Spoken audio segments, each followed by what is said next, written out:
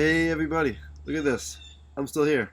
Yeah, I was expecting to go back quite a bit sooner, go back to New Haven quite a bit sooner, uh, but some complications have arose. So here I am, still here visiting my family in Greenport. Um, a couple of things that we can catch up on. I finished working on Hammervic like I was hoping to. Finished a lot quicker than I was expecting to. Um, but it is pretty much done now. I was able to get through the translation, if you can call it that, a little bit more and make it more, make it fit better with the period. I was having a lot of trouble making it more like it takes place in the 1980s, because I don't know that much about Russia in the 1980s, and in my mind, when I think of Russia, I just go to Soviet era and like the and beginning of Soviet era. So that's what's in my head, and just very militaristic, industrial, gloomy. Like I don't know. There's probably better words that I could use, but I just keep getting stuck. And so I made a lot of progress. Just like switch kind of just flicked on, and when that switch cuts on, it's like it was magic. Uh, it just went right to it, and I was able to get it all ready. And so the next thing I'm going to do is me and Zach Fontanez, the next couple days, I hope, since I can't get back to New Haven yet, we're going to video chat and go through it. And then I have a friend that I want to send it to, Katie McGough, who is a theater person as well. She is scholarly when it comes to Shakespeare, and she loves Shakespeare. She's done it an infinite amount of times, and so I'm hoping that she has the time and the availability to go through it. Um, I don't know, but here's hoping. Um, uh, let's see what else. I went to a yard sale the other day. Whenever I'm out, and when I was still living here, my dad and I would go to yard sales on the weekends. And I went to one, and I picked up two books. One is written by Malcolm Black. It's called First Reading to First Night, A Candid Look at Stage Directing. It's, yeah, I'm excited. I started reading just a little bit of it. Let's see, from 1969. It says stage directing because it's not about directing. It's not about stage managing. It's about like everything. Like it says, first reading to first night. It's about primarily about being a director, but it's about knowing what's going on in the theater on your stage at all times, from the very beginning to the very end, and it's gonna go through all of that. I got it for $1, so I figured it was worth it. Um, and then I got another book called Stanislavski Directs, which is written by Nikolai M. Gorchakov.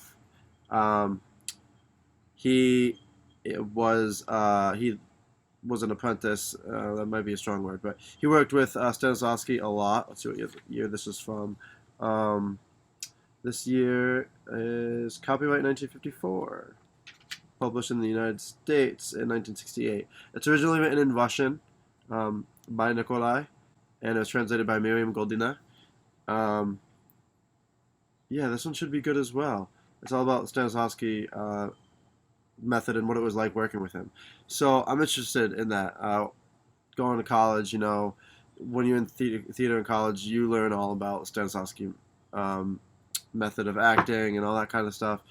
And so I'm interested to get a more in-depth look at it and to learn more about it rather than just kind of the overview and the notes that we get when it comes to actually acting.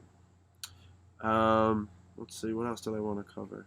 Oh, so like I told you guys in the last video, Nick Perez is doing the music for Hellbent, and I just got the first song back from him. It's awesome. Maybe I'll do another video on that. Kind of give you guys like an all-inclusive thing, like all-inclusive overview of what Hellbent is, what it's about, and give you a little preview of the music. Maybe show you half of the song or something like that.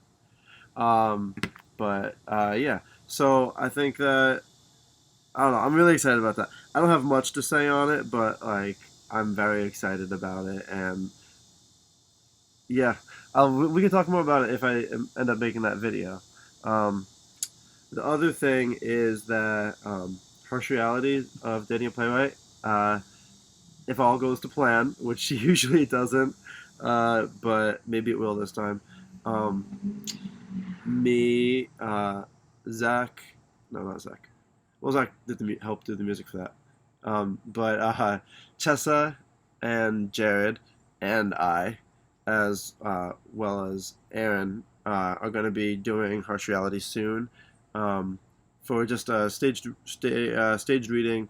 Um, that's going to come right to you guys. It's not like open to the public or anything like that. It's going straight to you guys. Um, with Chester and Jared is the current plan, and then Aaron will be doing the photography.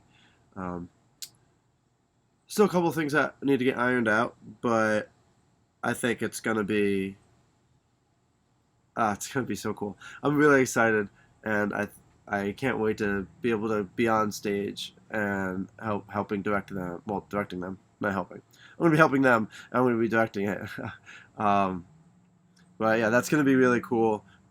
And I talked about that one before, but you guys should look forward to that because that is probably gonna be the next video. There might be another one after this, but I think that's gonna be the next video that's uploaded. Yeah, I think so. Um, the other thing that's coming up in like I don't know 2 weeks, I think that I'm really excited about is in Connecticut, in South Woodstock. There's a Battle of the Bands type thing. It's a huge concert celebrating, the 50 years of Woodstock, and Zach Fontanez. I know I feel like I talk about him all the time, always shouting him out. Uh, Zach Fontanez and a friend of his are in a duo called Weird Sounds. Weird Sound. I don't think there's an S. Weird Sound, and they're going to be playing in that, and that's August 30th.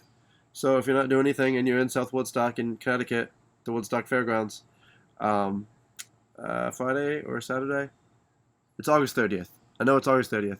So um, August 30th, that's going to be really exciting too. Let me come look at this. Look at my notes. I got notes so I don't mess anything up. Even though I go off book all the time, and none of this is really planned, but I usually don't have a list. But there's a lot for me to cover, and my mind's kind of been all over the place since I'm still here and not in Connecticut like I should be. um, yeah, I mean, I guess that's it. I got my books. I'm working on my plays. So glad that Hammervick, like, I just snapped on, man. Like, I was just going through it and it just happened. But instead of rambling on, I'm gonna let y'all go, and I hope you guys have a good rest of your week. And yeah, all right, peace out, guys. So, I forgot to tell you, and I've got my phone out so I don't mess anything up. But a little while ago, I sent a series of arguments. I sent it out to people, and one of the places I sent it out to was a organization called Man Question, and they have a theater festival, a art festival, I guess, and it's called the New Masculinities Festival. Anyway, um, I can read you part of it, but they didn't select my play, unfortunately. They had to limit the number of shows, yada yada, whatever. Basically, I didn't get selected. But they did say that they were moved. They were moved by my story. Sorry, they did say that they were moved by my story, and they'd love to have me as a guest at the festival because I think that I'd really love the creative community there.